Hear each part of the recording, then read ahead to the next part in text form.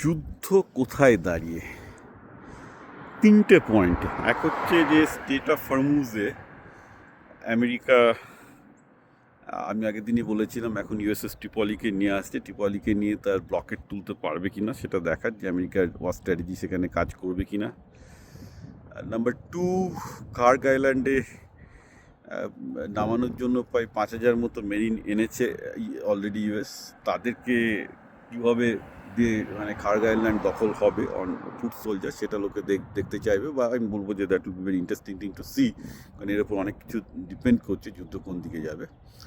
Third হচ্ছে যে drone attack এবং মিসাইল অ্যাটাক ইউই কাতার এগুলোর ওপর কমবে কিনা, বা এগুলোকে আটকানোর কোনো ব্যবস্থা আদৌ ইউএস তৈরি করতে পেরেছে কিনা, কারণ প্র্যাকটিক্যালি স্পিকিং এখনও পারেনি।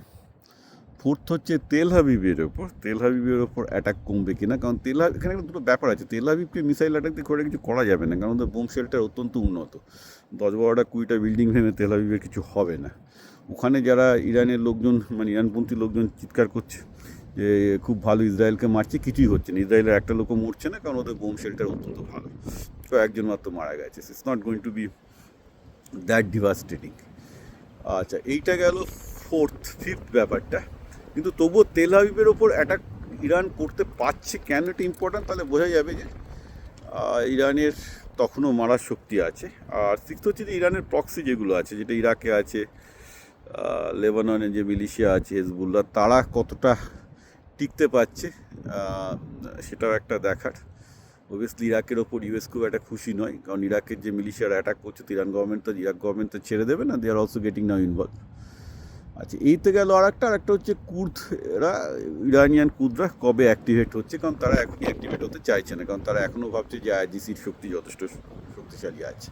সুতরাং এই 7-8টা পয়েন্ট আমরা আগামী দিনে দেখবো কী করে প্যান আউট করছে, এবং এর ওপরই ডিপেন্ড করবে। এখন দুদিক থেকেই প্রচুর ফলস খবর আসছে। ট্রাম্পও ফলস খবর দিচ্ছে, ইরানও ফলস খবর দিচ্ছে, আর তারপর ফেক ভিডিওতে তো ফলস খবরের কোনো ঠিকই নেই।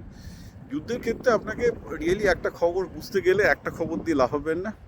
সেই খবরটার ওপর আমেরিকার ভিউ দেখুন, ইরানের ভিউ দেখুন, আরও 10টা নিউট্রাল চ্যানেলের ভিউ দেখুন। প্রায় 10টা চ্যানেলের নিউজ পড়ে তবে আমি একটা খবর বলি এখানে যে কী হচ্ছে বলে আমার মনে হয়েছে, বেস্ট অন দ্য 10 চ্যানেল, যে কী হতে পারে। কারণ ট্র্যাঙ্গুলেট করলে মোটামুটি একটা লজিক্যাল এক্সপ্লেনেশন বেরিয়ে আসে যে এটা হওয়া পসিবল, এটা হওয়া পসিবল না। ওই এটাকে আপনি দেখেছেন যুদ্ধের প্রথমে প্রচুর রটি দেওয়া হয়েছিল যে ইউএসের এয়ারক্রাফট ক্যারিয়ারকে ধ্বংস করেছে, তেল আবিব ধ্বংস হয়েছে। এগুলো ফালতু জিনিস ছিল। তেমন ট্রাম্পও বলছে যে আমরা তো 9,000 টার্গেট আঘাত করেছি, আমরা জিতে গেছি। ওটাও আর একটা ফালতু জিনিস। সবাই জানে ট্রাম্প জেতেনি, কারণ ইরান তাহলে কন্টিনিউয়াস অ্যাটাক করতে পারে না। তো এটা ইভেন আমেরিকার সবাই এটা বলছে আর কি। ট্রাম্প বাদ দিয়ে সবাই বুঝতে পারছে যে ট্রাম্পের পেছনে যথেষ্ট আগুন লেগেছে। তো ন্যাচারালি একটু ধৈর্য ধরে দেখুন কিছু বলার আগে।